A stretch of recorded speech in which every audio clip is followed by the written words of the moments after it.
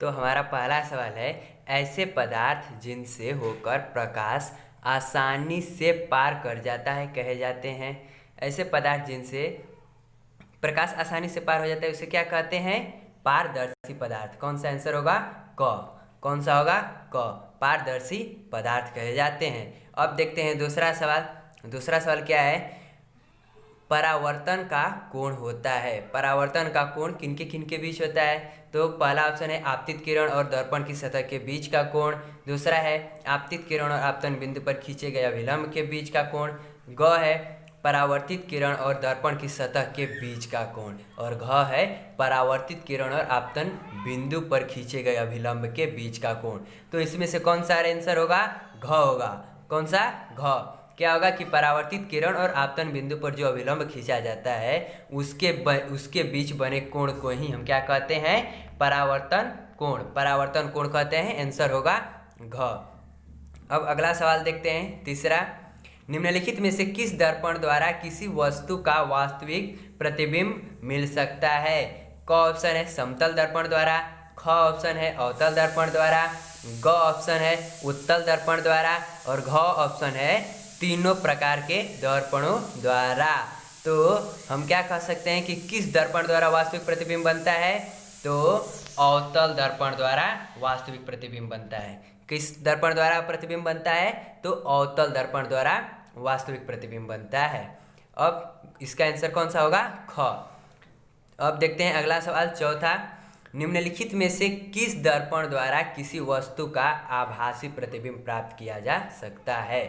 किस दर्पण द्वारा आभासी प्रतिबिंब प्राप्त किया जा सकता है? तो क ऑप्शन है केवल समतल दर्पण द्वारा, ख ऑप्शन है केवल अवतल दर्पण द्वारा, ग ऑप्शन है केवल उत्तल दर्पण द्वारा और घ ऑप्शन है तीनों प्रकार के दर्पणों द्वारा। तो इसका कौन सा आंसर होगा? घ होगा। कौन सा? घ। ये घ कि तीनों प्रकार के दर्पणों द्वारा हम आभासी प्रतिबिंब प्राप्त कर सकते हैं। पांचवा ऑप्शन देखते हैं। पांचवा सवाल है, वस्तु से छोटा और आभासी प्रतिबिंब इनमें से किस दर्पण से प्राप्त होता है? वस्तु से छोटा और आभासी प्रतिबिंब इनमें से किस दर्पण से प्राप्त होता है? ऑप्शन हमारा है क समतल दर्पण से, ख अवतल दर्पण से, ग समतल और अवतल दोनों प्रकार के दर्पणों से और घ है उत्तल दर्पण से। तो कौन सा आंसर होगा हमारा? आंसर होगा हमारा घ, क्योंकि हमें छोटा प्रतिबिंब प्राप्त करना है। आंसर होगा घ, छोटा प्रतिबिंब प्राप्त करना है और वो आभासी होना चाहिए, जो कि ऑप्शन घ से प्राप्त होगा। मतलब घ मतलब उत्तल दर्पण से ही प्राप्त होगा। अब हम अगला सवाल देखते हैं, नेक्स्ट, छठवां। निम्नलिखित में किसके द्वारा एक बिंदु स्रोत से समांतर किरण पुंज मिल सकता है? निम्नलिखित में से किसके द्वारा एक बिंदु से समांतर किरण पुंज मिल सकता है? तो हमारा पहला ऑप्शन है अवतल दर्पण द्वारा, ख है उत्तल दर्पण से, ग है दोनों क एवं ख दोनों से और घ है इनमें से कोई नहीं। तो इसका आंसर कौन सा होगा? इसका आंसर होगा क, अवतल दर्पण द्वारा समांतर किरण पुंज एक बिंदु स्रोत से प्राप्त हो सकता है और होता भी है। अब सातवां देखते हैं सवाल, नेक्स्ट। कहाँ पर स्थित होने से वस्तु का प्रतिबिंब अवतल दर्पण के फोकस पर बनता है? कहाँ पर स्थित होने से प्रतिबिंब वस्तु का प्रतिबिंब अवतल दर्पण के फोकस पर बनता है? ऑप्शन दिया है हमारा क फोकस पर, ख वक्रता केंद्र पर, ग ध्रुव पर और घ अनंत पर। तो इसका आंसर होगा हमारा घ। कहाँ पर? अनंत पर। अनंत पर स्थित होता है वस्तु तो उसका प्रतिबिंब अवतल दर्पण के फोकस पर बनता है। आगे देखते हैं, आठवां सवाल। अवतल दर्पण की फोकस दूरी उसकी वक्रता त्रिज्या की क्या होती है? आधी होती है। अवतल दर्पण की फोकस दूरी उसकी वक्रता त्रिज्या की क्या होती है? आधी होती है। ऑप्शन हमारा क्या क्या दिया है? क दिया है दोगुनी होती है, ख दिया है आधी होती है, ग दिया है चौथाई होती है और घ दिया है बराबर होती है। तो क्या होगा? ख होगा आधी होती है। फोकस दूरी अवतल दर्पण की वक्रता त्रिज्या की क्या होती है? आधी। कौन सा ऑप्शन होगा हमारा? ख सही है। अब देखते हैं नौवां सवाल। नौवां क्वेश्चन क्या कह रहा है? एक अवतल दर्पण में वस्तु की स्थिति फोकस और ध्रुव के बीच हो तो प्राप्त प्रतिबिंब होगा। क्या कह रहा है सवाल, एक अवतल दर्पण में वस्तु की स्थिति फोकस और ध्रुव के बीच हो तो प्राप्त प्रतिबिंब होगा। ऑप्शन दिया है वास्तविक और बड़ा, ये तो नहीं होगा। ख वास्तविक और छोटा, ये भी नहीं होगा। ग दिया है आभासी और बड़ा, और घ दिया है आभासी और छोटा। तो हमारा कौन सा आंसर होगा, होगा ग। कैसा होता है हमारा प्रतिबिंब, आभासी होता है और बड़ा होता है। जब अवतल दर्पण में हम वस्तु को फोकस और ध्रुव के बीच में रखते हैं तो उसका प्रतिबिंब कैसा बनता है, आभासी यानी काल्पनिक, और वस्तु से जो कि बड़ा होता है और सीधा भी होता है। अब हम अगला नेक्स्ट सवाल देखते हैं, 10वां। किसी अवतल दर्पण द्वारा आभासी, सीधा और आवर्धित प्रतिबिंब तब बनता है जब वस्तु की स्थिति, ऑप्शन दिया है क वक्रता केंद्र पर, ख वक्रता केंद्र से परे मतलब वक्रता केंद्र से दूर, ग फोकस और वक्रता केंद्र के बीच, और घ दिया है दर्पण के ध्रुव और फोकस के बीच। इसका कौन सा आंसर होगा, इसका आंसर होगा घ। जब वस्तु दर्पण के ध्रुव और फोकस के बीच में स्थित होती है तो उसका प्रतिबिंब आभासी बनता है, सीधा बनता है और आवर्धित बनता है, जो कि पिछले वाले क्वेश्चन में हम आपको बता चुके हैं। अब हम आगे देखते हैं नेक्स्ट सवाल, इसका सही आंसर कौन सा होगा, घ होगा। और अगला सवाल है हमारा 11 का क्या कर रहा है, मोटर गाड़ी के चालक के सामने लगा रहता है, कौन सा लगा रहता है दर्पण। ऑप्शन दिया है हमारा क ऑप्शन दिया है समतल दर्पण लगा रहता है, ख दिया है उत्तल दर्पण लगा रहता है, ग दिया है अवतल दर्पण लगा रहता है, घ दिया है एक पतला लेंस लगा रहता है। तो हमारा आंसर कौन सा होगा, उत्तल दर्पण होगा। कौन सा होगा, उत्तल दर्पण। उत्तल दर्पण लगा रहता है मोटर गाड़ी के चालक के सामने। अब हम आगे देखते हैं 12 वाला सवाल, उत्तल दर्पण द्वारा बना प्रतिबिंब होता है। उत्तल दर्पण द्वारा बना प्रतिबिंब कैसा होता है, काल्पनिक और उल्टा होता है, काल्पनिक और सीधा होता है, वास्तविक और उल्टा होता है, और घ दिया है वास्तविक और सीधा होता है। हमारा इसका 12 का आंसर कौन सा होगा, जो उत्तल दर्पण में प्रतिबिंब बनता है कैसा होता है, काल्पनिक होता है और कैसा होता है, सीधा। कौन सा आंसर होगा, ख। सही आंसर है ख, 12 का ख। अब हम आगे नेक्स्ट सवाल देखते हैं 13। उत्तल दर्पण द्वारा बना प्रतिबिंब होता है। जो उत्तल दर्पण में प्रतिबिंब बनता है वह कैसा होता है, हमेशा सीधा होता है, हमेशा उल्टा होता है, सीधा और उल्टा भी दोनों प्रकार का हो सकता है, या घ कोई नहीं। तो हमारा 13 का आंसर होगा, उत्तल दर्पण में प्रतिबिंब बनता है तो कैसा होता है, बताइए कमेंट में बताइए। हम तब तक रुकते हैं, देखते हैं किनका आंसर सही होता है। तो 13 सवाल का सही आंसर होगा, उत्तल दर्पण में जो प्रतिबिंब बनता है हमेशा कैसा बनता है, सीधा। कैसा बनता है, हमेशा सीधा बनता है उत्तल दर्पण में प्रतिबिंब। कौन सा होगा 13 का आंसर, सही आंसर क।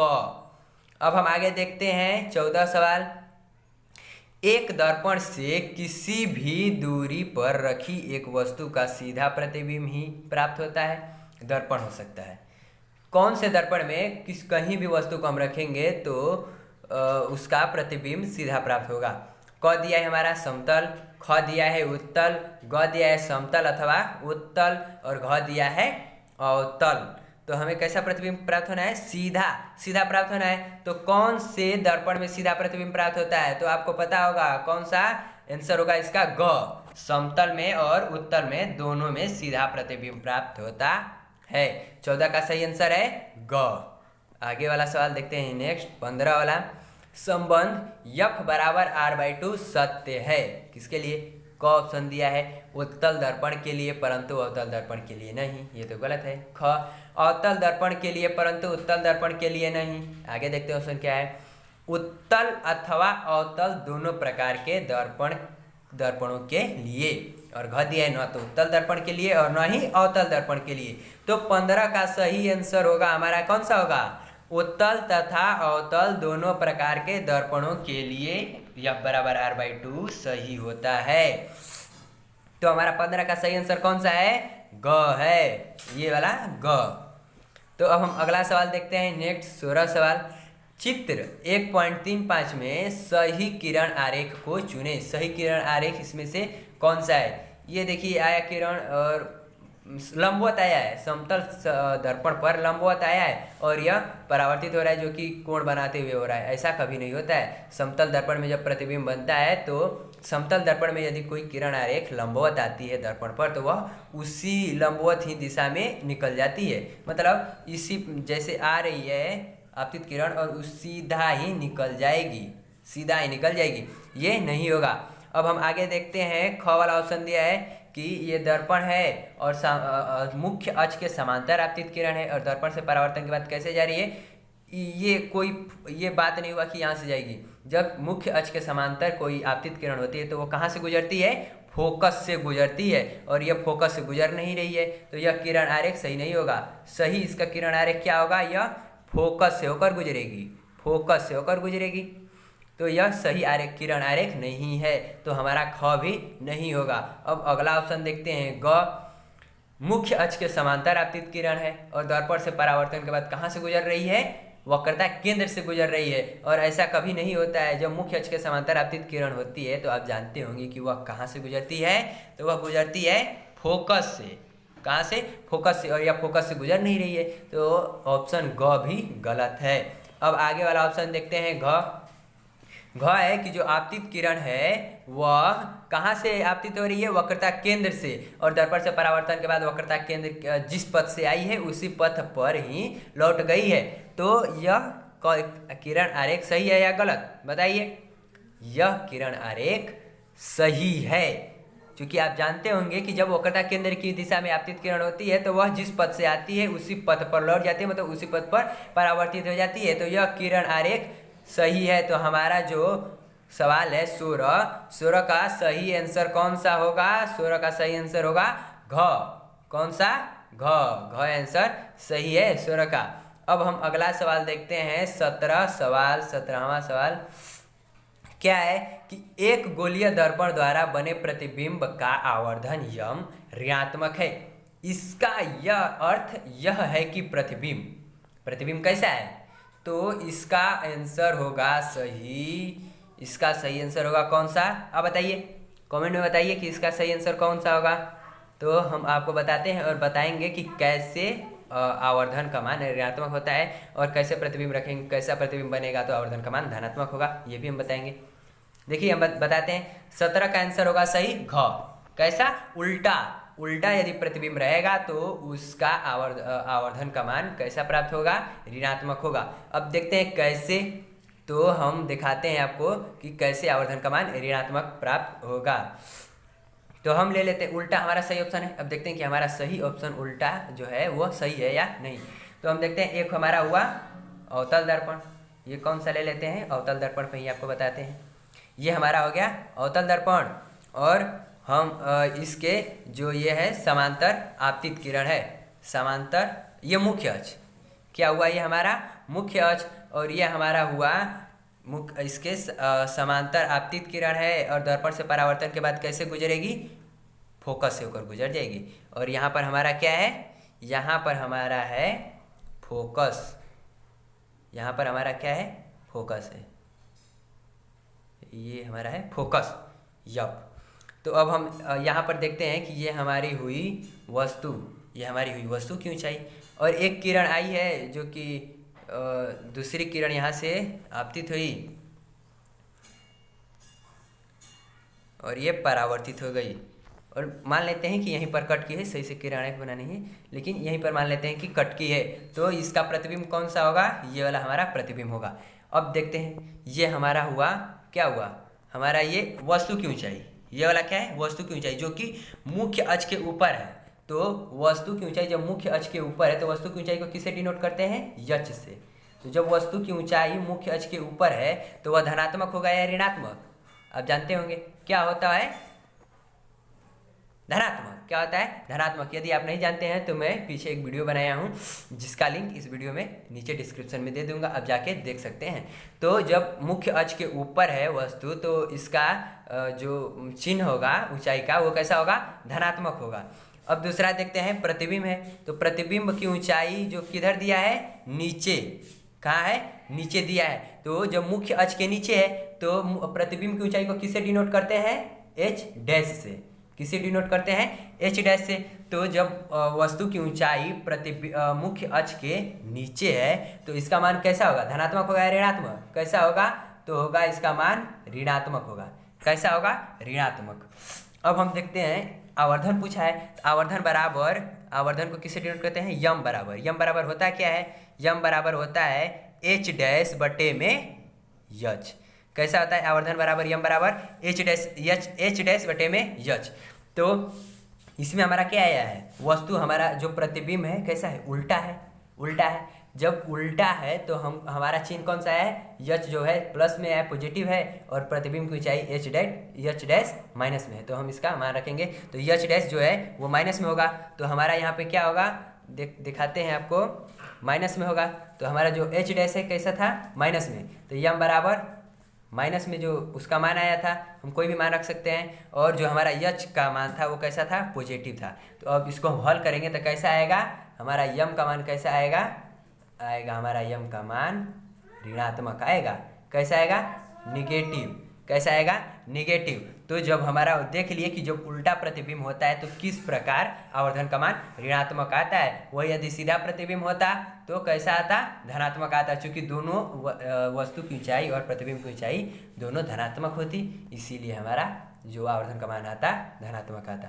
तो आप 17 सवाल ऑब्जेक्टिव देख लिए हैं, और आगे हम इसी चैप्टर का और भी सवाल लाएंगे जो कि बहुत ही बोर्ड के लेवल से अच्छा होगा, और उससे भी क्वेश्चन आ सकते हैं। तो हम आगे अगले नेक्स्ट वीडियो में आपको ऐसे और भी ऑब्जेक्टिव सवाल लाते रहेंगे। यदि वीडियो अच्छा लगेगा तो वीडियो को लाइक कर दीजिएगा, और चैनल पर नए होंगे तो चैनल को सब्सक्राइब कर दीजिएगा, और पास में जो बेल आइकन है उसको भी प्रेस कर दीजिएगा। Thank you. फिर मिलते हैं इसी जुनून और जोश के साथ अगले वीडियो में ऑब्जेक्टिव सवालों के साथ।